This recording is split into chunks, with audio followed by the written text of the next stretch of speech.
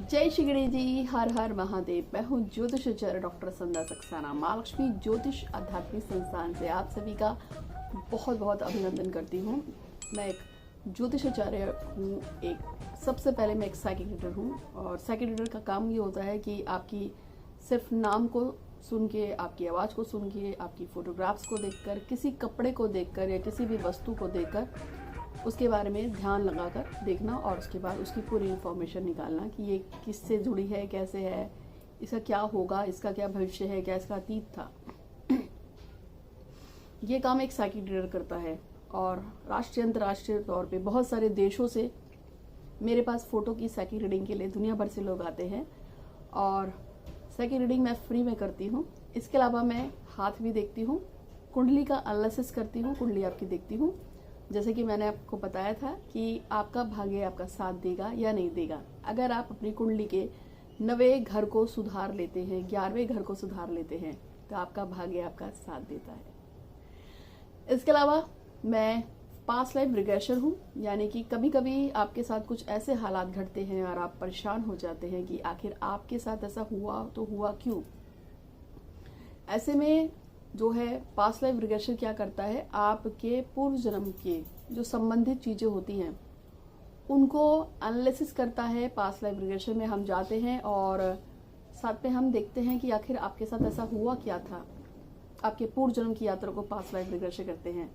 ये दो तरीके से होती है। एक तो होती है कुंडली के थ्रू, हम कुंडली से भी जान सकते हैं कि मेरा पूर्व जन्म में क्या था, मैं लड़का था या लड़की थी, आदमी थी, औरत थी, बच्चा था, या मेरा किस रूप में मेरा जन्म था, डेथ कब हुई होगी, मेरे माता पिता, भाई बहन, पैसा, प्रॉपर्टी, कितना कर्जा हुआ होगा, नहीं हुआ होगा, पूर्व जन्म में किसी को हत्या की थी, नहीं की थी, मारा था, पीटा था, सबका सब कुछ हमारी कुंडली से पता चलता है। और इसके अलावा पास्ट लाइफ रिग्रेशन में जो दूसरी चीज आती है वो आती है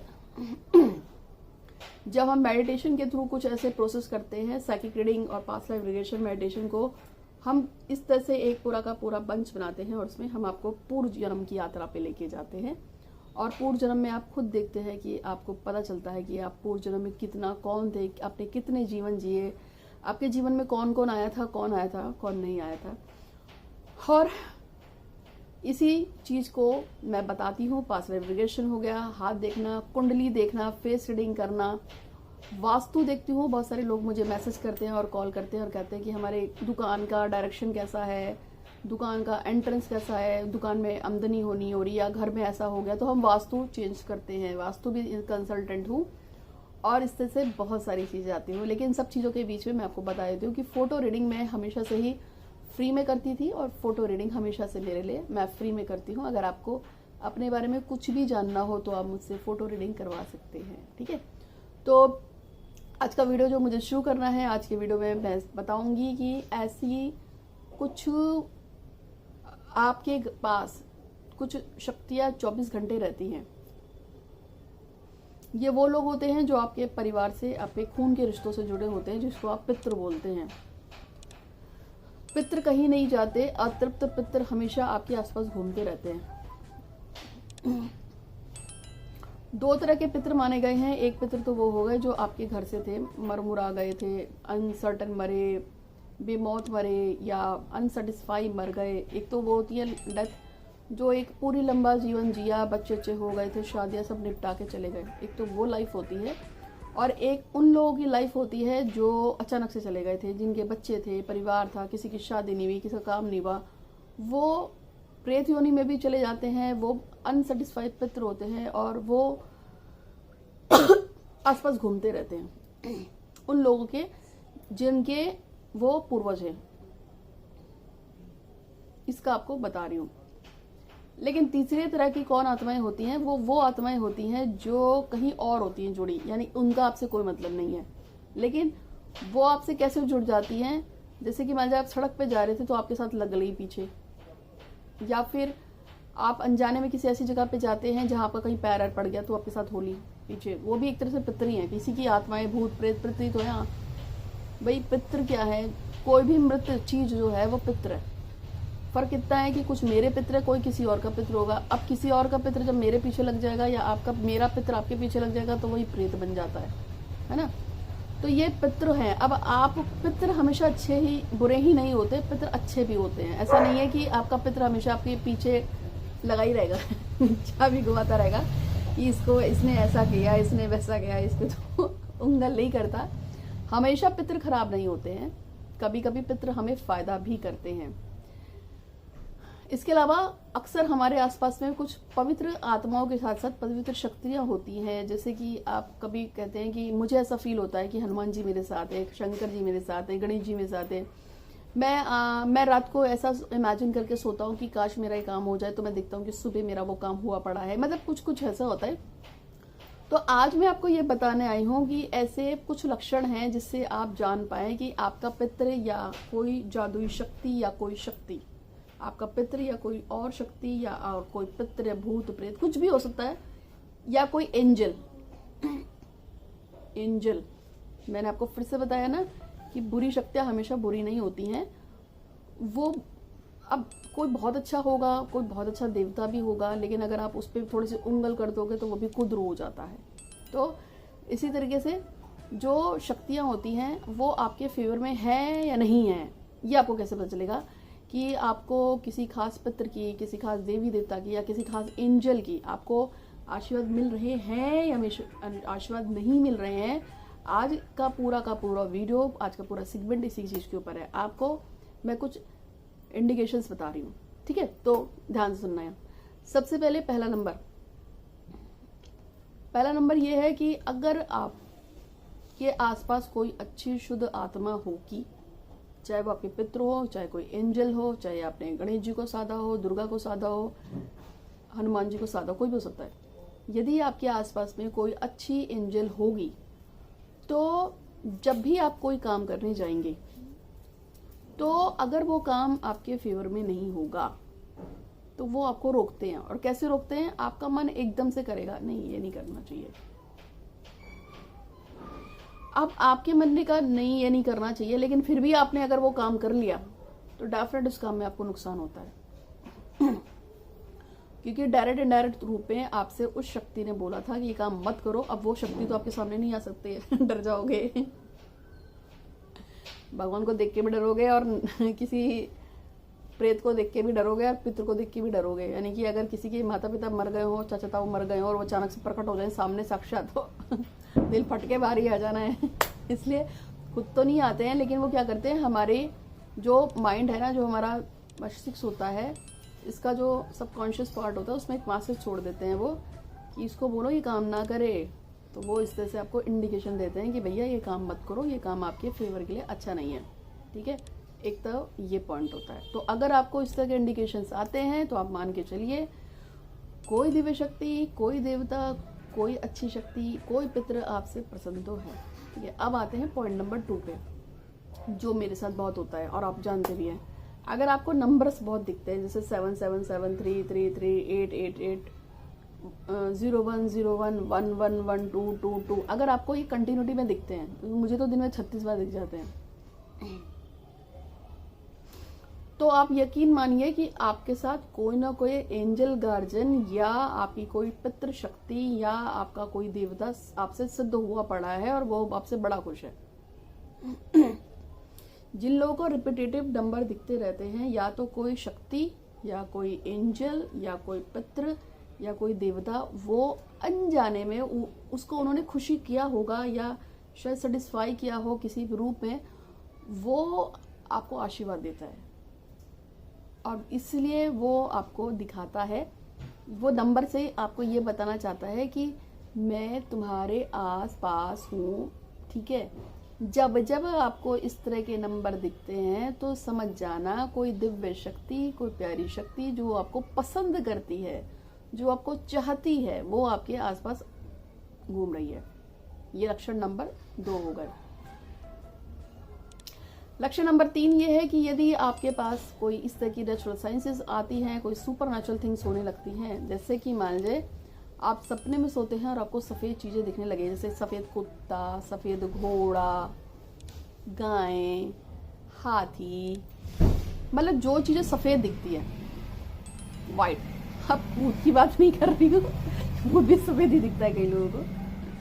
तो अगर आप लोगों को सफ़ेद चीज़ें दिख रही हैं तो आप ये मान के चलिए कि आपके जो है मतलब आपके आसपास कोई ना कोई दिव्य शक्ति है। ठीक है, इसके साथ साथ मुझे कुछ मैसेज भी पढ़ने होंगे जो मेरी ड्यूटी में आता है, तो मैं मैसेज भी आपको बताऊंगी। लेकिन अभी तो जिस काम पे मैं लगी हूँ वही काम कर लेते हैं। ठीक है, तो अगर आपको सपने में सफ़ेद घोड़े दिख रहे हैं, सफ़ेद मोर दिख रहे हैं, सफ़ेद पक्षी दिख रहे हैं और इस तरह की चीज़ें अगर आपको दिख रही हैं तो आप मान के चलिए कि आपका लाइफ में सब कुछ अच्छा है और आपका जो कोई भी देवी देवता वो आपसे जुड़ा हुआ है। इसका प्रेजेंस का मतलब ही है कि आपको ऐसा फील होता है कि कुछ है। नंबर दिखने का ही मतलब ये है कि आपके साथ कोई आसपास अच्छी शक्ति है जो आपको ब्लेस कर रही है। समझ आ गया? चौथा एक अनुभव होता है। अगर आप कहीं जा रहे हैं और जाते हुए आपको ऐसा फील होता है कि शायद मैं यहाँ पहले भी आया हूँ, शायद मैंने इस चीज़ को पहले भी देखा है, या अचानक से आप बहुत ही विट्टी हो जाते हैं, मतलब बहुत बुद्धिमान से होते हैं, बड़े अच्छे तर्क से निकलते हैं। अगर आपको कोई सिचुएशन फंसती है और आप कहते हैं कि मेरे को इससे निकलने में दिक्कत आ रही थी, लेकिन आप वहाँ जाते हैं और आपको फील होता है कि नहीं, इसका मैं ये जवाब दे सकता हूँ और मेरा काम हो जाएगा, तो ऐसे कंडीशन में भी आपको वो शक्ति, वो सोर्स कौन देता है? वो देवता देता है। कौन देता है? आपको देवता दे रहा है उस चीज़ के बारे में। इसको आपको हमेशा याद रखना है। ठीक है। 4, अचानक से अगर आपके घर पे कौवा मंडराने लगे, कौवा बोलने लगे, कौवा बहुत कू कू का करता है, तो उसका मतलब ये नहीं है कि आपके घर में मेहमान आ रहा है। वो तो किद्वंती है, एक कहावत है। लेकिन अगर आपके आसपास कौवा दिखता है तो ये भी आपके पितरों को दर्शाता है और आपको बताता है कि आपका कोई ना कोई पितर, कोई मतलब अच्छे रूप में आपके आसपास है। ठीक है, पूरे कंडीशन में नहीं होता है। अगर आपके आसपास कौवा है तो कौवा आपको बता रहा है कि आसपास कुछ दिव्य शक्ति है और आपको उसका वेलकम करना चाहिए। एक और है कि अचानक से अगर आपको, जैसे आप सड़क पे जा रहे हैं, कोई छोटा बच्चा है, वो आपको देख के बार बार मुस्कुराता है, फील गुड कराता है, अच्छा सा महसूस कर रहा है। कोई बच्चा आपको देख रहा है, मुस्कुरा रहा है, हंस रहा है, छोटा बच्चा। ठीक है, तो भी मान के चलिए कि आपकी एंजल गार्जियन है, जो आपका पितृ है या आपका इष्ट है, जो भी है, जिसको भी आप मानते हो, वो आपसे प्रसन्न है। और प्रसन्न ही नहीं है, बहुत अच्छी तरह से प्रसन्न है आपसे। बच्चे का मुस्कुराना आपको देख देख के यही आपको बताता है। कुछ मैसेज भी हैं जो मुझे पढ़ने हैं, तो और ये है कि चलो पहले मैं थोड़ा सा और बता देती हूँ, 2-3 और बता देती हूँ, उसके बाद देखते हैं।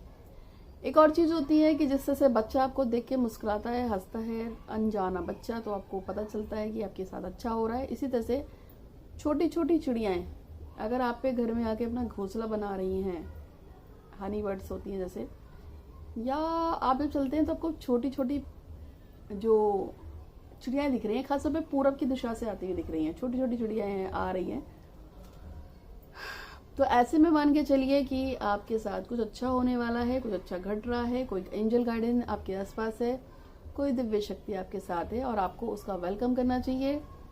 ये सारे इंडिकेशंस जो मैं आपको बता रही हूँ, ये इस चीज़ को बता रही हूँ। कभी कभी आप कहते हैं कि ये दुर्भाग्य बहुत ज़्यादा है, अब तो इसीलिए मैं आपको ये सब बता रही हूँ।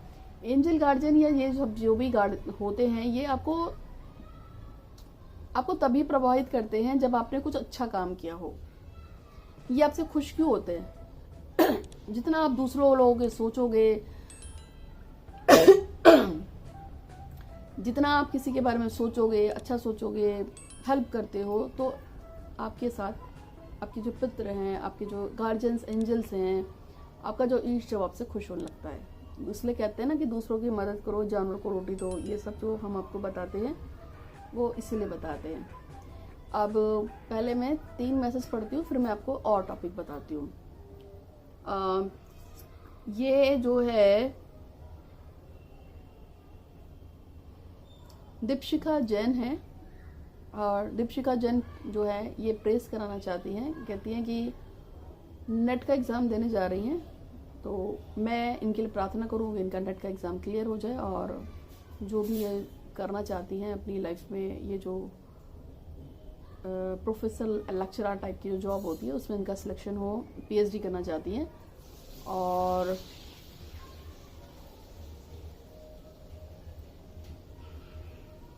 एक और मैसेज है कि आदित्य वर्मा जी हैं, वो लिख रहे हैं कि उनके पिता ड्रिंक बहुत करते हैं, शराब पीते हैं, घर में हंगामा बहुत करते हैं और वो चाहते हैं उनके पिताजी की शराब छूट जाए।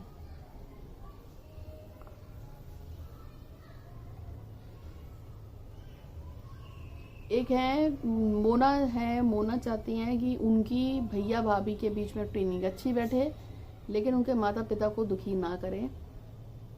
इससे संबंधित मेरे पास एक और आया था, 2 या 3 दिन पहले भी एक लड़की का मैसेज आया था जिसने मुझे बताया था कि उसकी भैया भाभी जो है उसके मम्मी पापा को तंग करते हैं, मम्मी को तंग करते हैं।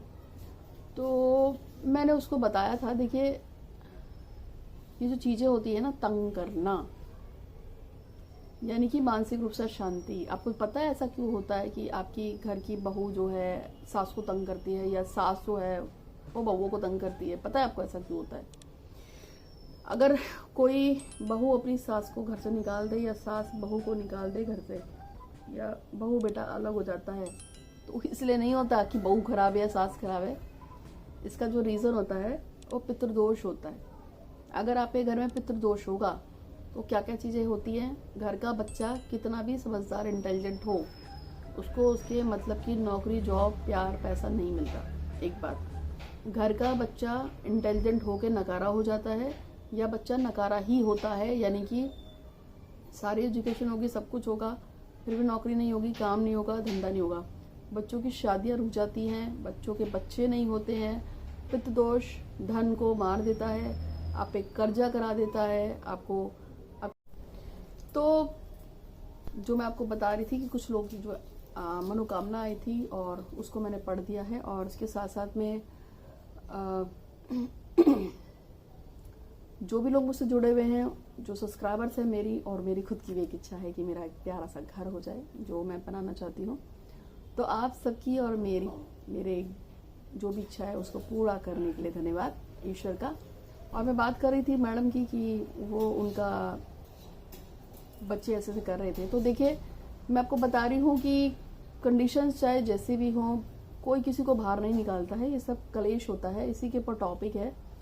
और ऐसे लोग समझ जाएं कि उनके पितृ बहुत नाराज़ हैं, उनका घर का जो प्रेत है वो बहुत नाराज़ है, पितृ नाराज़ है, या उनका इष्ट उनसे नाराज़ है, इसीलिए उनके घर में ऐसा होता है कि बच्चे उनको मतलब बहू जो है सास को तंग कर रही है कभी, या सास जो है कभी बहू को तंग कर रही है। उसका रीज़न ही एकमात्र ये है कि अगर आपके घर में पितृदोष होगा, अगर आपका पितृ नाराज होगा तो ऐसा होता है। ठीक है, ये बिल्कुल पक्का है, ये बिल्कुल डेफिनेट है, जैसे कि मैंने आपको अभी बताया। ओके, तो इन सब की जो भी मनोकामना है, मेरी मनोकामना है मेरा एक घर हो जाए। और आप सबका जो सब्सक्राइबर्स हैं मेरे, अगर वीडियो पसंद आते हैं तो सब्सक्राइब कर दो चैनल को, बेल आइकन दबा दो, हर हर महादेव जय श्री गणेश जी लिखा कीजिए, इससे आप ही को बेनिफिट होगा। जितना आप हर हर महादेव जय श्री गणेश जी लिखते हैं, जहां आपका एक इनर सोल अच्छा होता है, वहीं बार बार अपनी विश को एक सिंगल लाइन में आप जितना अपनी विश को लिखोगे, आपको उसका ये बेनिफिट होगा कि आपकी मनोकामना उतनी तेजी से बड़ी होती है, मतलब पूरी होती है। राइट, तो मैं आपको बता रही थी कि भगवान श्री करते यहाँ से प्रार्थना है कि आपकी, मेरी और हम सबकी जो सब्सक्राइबर्स हैं मेरे और जो ये लोग हैं, मनोकामना को पूरा करने के लिए बहुत बहुत शुक्रिया, धन्यवाद। इस जन्म में और पूर्व जन्म में हमें जो भी कुछ मिला है उसके लिए बहुत धन्यवाद। ये घर, कपड़ा, रोटी, भाई बहन, माता पिता, पति पत्नी, बच्चे, जो भी हमें सुख मिला है उन सब के लिए धन्यवाद। पूर्व जन्म में, इस जन्म में, सभी के मैं काउंट करके बोल रही हूँ। इसके अलावा फील कीजिए और मेरे साथ दोहराइए, दोहराइए, दोहराइए, दोहराइए, दोहराइए कि मैं बहुत खुश हूँ, मैं बहुत खुश हूँ, मैं बहुत खुश हूँ, मैं सिर्फ खुश हूँ, मैं सिर्फ खुश हूँ, और मैं सिर्फ खुश हूँ। समस्त दिशाओं से, हर एक दिशा से खुशियाँ और सिर्फ खुशियाँ और सिर्फ खुशियाँ मेरे तरफ दौड़ी चली आ रही हैं, दौड़ी चली आ रही हैं, दौड़ी चली आ रही हैं। मेरी आत्मा खुश है, मेरी आत्मा खुश है, मेरी आत्मा खुश है। मेरा शरीर खुश है, मेरा शरीर खुश है, मेरा शरीर खुश है। मेरा चेहरा ग्लो कर रहा है, मेरा चेहरा ग्लो कर रहा है, मेरा चेहरा ग्लो कर रहा है। भगवान गणेश, भगवान शंकर, माँ कालिका, माता बगलामुखी, हनुमान जी, शिव जी, सभी 33 कोटि देवता हम पे प्रसन्न है, हम पे प्रसन्न है, प्रसन्न है। 9 ग्रह हमसे खुश हैं, खुश हैं, खुश हैं। सूर्य, चंद्र, मंगल, बुध, बृहस्पति, शुक्र, शनि, राहु, केतु, सभी के सभी ग्रहों हमसे इतना खुश हैं, इतना खुश है, इतना खुश है कि हर तरफ से खुशियाँ और खुशियाँ और खुशियाँ और सिर्फ खुशियाँ ही दे रही हैं। मैं जहाँ जाती हूँ वहाँ मुझे खुशियाँ और सिर्फ खुशियाँ मिल रही हैं। मैं जिधर बैठती हूँ वहाँ से मुझे सिर्फ खुशियाँ और सिर्फ खुशियाँ और सिर्फ खुशियाँ ही मिल रही हैं। आपको दोहराते जाना है मेरे साथ, भूल मत जाना। चलते उठते बैठते जाते मेरा जीवन खुशहाल और खुशहाल और खुशहाल है। मैं स्वस्थ हूँ, मैं सुंदर हूँ, मैं खुशहाल हूँ, मैं बहुत ही पॉजिटिव हूँ। सिर्फ अच्छी चीज़ें, खुशहाल चीज़ें मुझसे जुड़ती जा रही हैं, जुड़ती जा रही हैं, जुड़ती जा रही हैं। आपको पता है मैंने आपसे क्यों कहा कि मैं खुशहाल हूँ, मैं खुशहाल हूँ, खुशियाँ आ रही हैं, खुशियाँ आ रही हैं, खुशियाँ आ रही हैं। आपकी खुशी किस में है? अगर आपकी खुशी है किसी लड़के से शादी करने में या किसी लड़की से शादी करने में तो आपको वो खुशी मिल रही है। अगर आपकी शादी खुशी है किसी मकान को पाने में तो आपकी वो खुशी है। अगर आपकी खुशी है किसी भी चीज़ में हो सकती है तो आपकी वो खुशी है। अगर आपको अच्छे कपड़े पहनकर अच्छा लगता है तो आपकी खुशी है। अगर आपको मुस्कुराना अच्छा लगता है तो वो खुशी है। हमेशा पॉजिटिव रहिए। पॉजिटिव जो लोग रहते हैं, जो खुशहाल रहते हैं, जो अच्छा सोचते हैं, अच्छा बोलते हैं, परमात्मा उनके लिए कोई ना कोई रास्ता खोल देता है। और एक और बात, हालांकि मैं भी कभी कभी बोल देती हूँ कि काम थोड़ा मुश्किल है, लेकिन इसको हमेशा याद रखना कि इस दुनिया में कुछ भी नामुमकिन नहीं है। इस दुनिया में हर कुछ मुमकिन है। बस किसी का गलत मत करो, किसी का बुरा मत करो, किसी के बारे में बुरा मत सोचो, बुरा मत कहो, तो सब कुछ पॉसिबल है। आप अच्छा सोचोगे, अच्छा करोगे तो आपके साथ ही अच्छा होगा, राइट? ठीक है। तो मैं आपको बता रही थी कि और क्या इंडिकेशन है जिससे आपको पता चलता है यदि आपके साथ कुछ भी अच्छा या बुरा घट रहा है। अगर आप बिना किसी कारण के अचानक किसी देव स्थल पहुंच जाते हैं, जैसे कि आप जा रहे थे, बीच में कोई मज़ार पड़ गई, माथा टेक लिया, या कोई गुरुद्वारा पड़ा उस पर दर्शन कर लिए, या अचानक से आपका प्लान बनता है और आप किसी देवता के पास चले जाते हैं, तो इसका मतलब ये है कि एंजल्स या आपके पितर आपसे बहुत खुश हैं और वो हमेशा आपके साथ है। मैं आपको बता रही हूँ, मेरे साथ ऐसा हुआ था कि मैं आराम से बैठी हुई थी और मैं उस समय कॉलेज में थी। ठीक है, मैं आराम से थी, मैं कॉलेज में थी और मैं कॉलेज से आई थी। और ये काफ़ी पुरानी बात है, लगभग 13-14 साल पुरानी बात बता रही हूँ आपको, 12 साल तो हो ही गए हैं। कॉलेज में थी और उस दिन जब मैं आई थी तो जब मैंने अपने घर में एंट्री की तो मैंने देखा कि मेरे घर में कोई मतलब मैडम कोई लेडी आई थी। तो पता चला वो मेरी मम्मी की कोई दूर के रिश्ते की बहन थी, मामा की बेटी थी। क्या तो हुआ क्या कि उन्होंने कहा कि उनको केदारनाथ और बद्रीनाथ जाना है, पर वो अकेले आई थी कानपुर से। तो हरिद्वार उत्तराखंड आई थी और कानपुर जा रही थी। अब फिर उन्होंने एकदम से बोला, तुम क्या कर रही हो घर में? मैं कहा कुछ नहीं। कल क्या करोगी? मैं कहा कॉलेज जाऊंगी और क्या करूंगी। तो बोले कि चलो फिर ठीक है, तुमको केदारनाथ घुमा के लाती हूँ। तो पहले तो मैंने उनकी तरफ देखा और फिर मेरे चेहरे पे स्माइल आई और मैंने फटाफट अपने बैग में कपड़े रखे और सुबह 4 बजे हमारी बस थी और हम उनके साथ केदारनाथ चले गए। और इस तरीके से मैंने पहली बार केदारनाथ और बद्रीनाथ के दर्शन किए। और जब मैं बद्रीनाथ पहुंची थी तो वहाँ पे लाइन लगती है और दोपहर में भगवान का भोजन और शयन का काम भी होता है। तो मतलब 1 घंटे का ब्रेक देते हैं, भगवान को रेस्ट कराते हैं, कुछ खिलाते हैं भगवान को, किनको? बद्रीनाथ देवता को। तो हुआ ये कि जब मैं बद्रीनाथ गई तो जिस समय कपाट बंद होना था दोपहर का, इत्तेफाकन लाइन को रोक दिया गया, लेकिन पता नहीं कैसे मैं गेट के अंदर चली गई और उसने दरवाज़ा बंद कर दिया। तो मैं मंदिर के अंदर रह गई और बाकी पूरी दुनिया बाहर। और कुछ भी नहीं था, सिर्फ सिक्योरिटी गार्ड थे और 3-4 पंडित थे और मैं थी। तो पंडित जी ने मेरी तब देखा, कहते तुम अंदर क्या कर रही हो? मैं कहा मुझे नहीं पता, लाइन को रोका गया पर मैं अंदर आ चुकी थी और कपाट बंद हो गए। कह रहे आप कुछ नहीं हो सकता, तुम यहीं रहो। जानते हैं उस दिन क्या किया था मैंने? मुझे पंडित जी ने झाड़ू दी। मैंने बद्रीनाथ मंदिर के अंदर झाड़ू मारी थी। ये मेरी ज़िंदगी का सबसे खूबसूरत दिन था। बद्रीनाथ मंदिर के अंदर झाड़ू मारी। बद्रीनाथ मंदिर में बाबा उनके भगवान के साथ सब साफ आप किया, झाड़ू की, बाहर से झाड़ू की। तो मैंने कहा तुमने मुझे इतनी दूर झाड़ू लगवाने के लिए बुलाया है।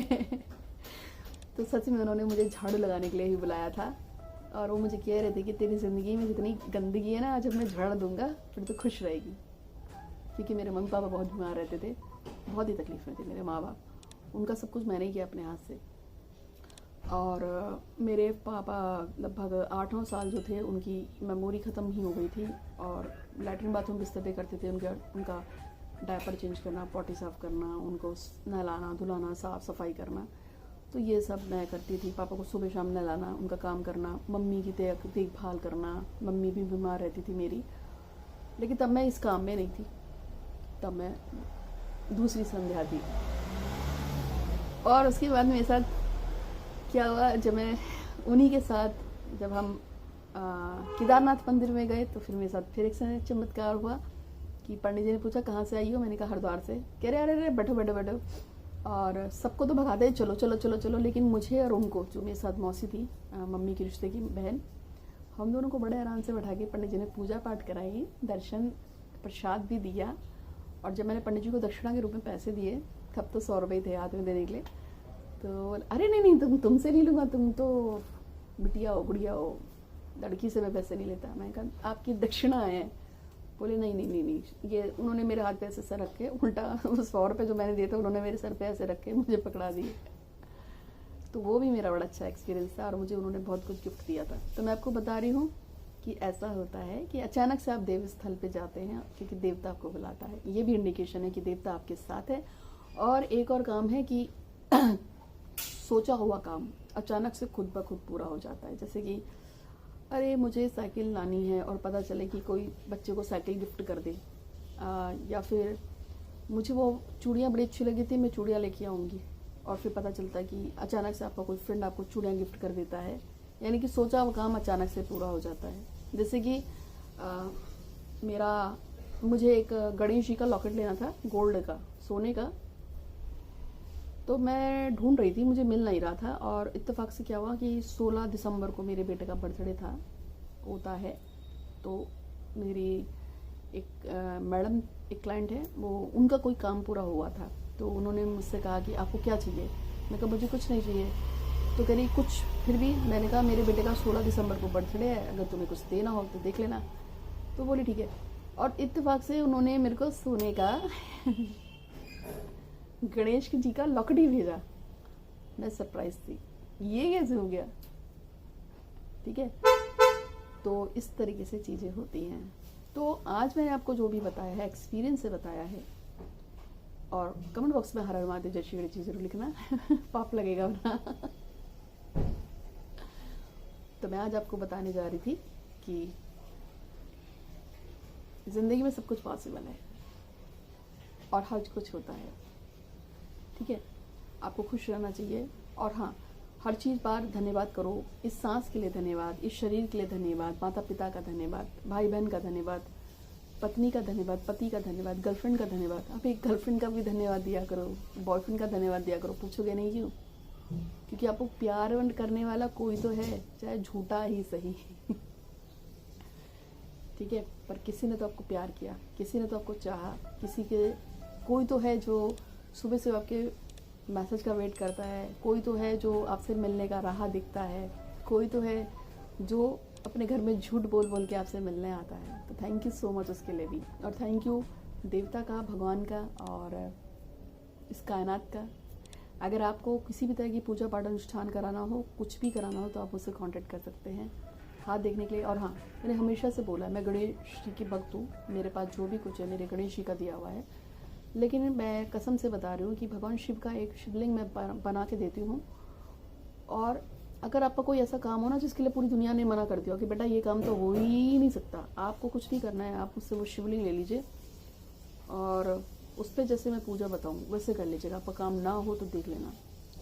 एक और बात बता रही हूँ, मध्य प्रदेश के पुलिस वाले हैं, उनकी बेटी को उनके दमाद ने छोड़ दिया था और उनके अंकल ने, मतलब जो अंकल हैं, जो पुलिस वाले अंकल हैं, उन्होंने ये बोला था अपनी बेटी को कि मैं भगवान को मानता ही नहीं हूँ। जब उस दामाद को इस बात का डर नहीं है कि ससुर पुलिस में है, उसके बाद भी वो बेटी को छोड़ देता है, तो वो कहते हैं कि कुछ नहीं है, मैं भगवान को नहीं मानता, क्योंकि बहुत परेशान हो गए थे। मैंने उनकी बेटी को शिवलिंग भेजा था यहाँ से, उसने मुझसे बात की थी, कहती पापा तो पैसे देंगे नहीं, मैं अपनी तरफ से दे रही हूँ। और मैंने उसको शिवलिंग बना के भेजा था। कसम से बता रही हूँ, सिर्फ उस बंदी ने, लड़की ने उस पर पूजा की है। उसके फादर का फ़ोन आया था मेरे पास, कहते मान गया मैं आपको। जिस लड़के ने 6 महीने से लड़की को छोड़ रखा था, वो अपनी माँ बाप से लड़के लड़की को जबरदस्ती लेके गया और उसको सरकारी नौकरी पे था तो अलग से रूम लगाकर उसमें उसने रहना शुरू किया। बहुत खुश हो गए थे। काम सबके होते हैं, विश्वास की बात है। विश्वास है तो मैं हूँ, विश्वास नहीं है तो अब तो मेरा मैसेज को इधर करते हुए तो आज के लिए इतना ही। आप सभी का दिन खुशहाल बीते, ऐसी मैं कामना करती हूँ। एक और चीज़ बता रही हूँ, ये जो मैंने पहना है जानते हो क्या है? ये है गोमती चक्र की माला। इसको मैंने दिवाली पे सिद्ध किया था। गोमती चक्र की माला को जैसे आप कभी पार्टी पुर्टी में जाओ तो पहन लेना।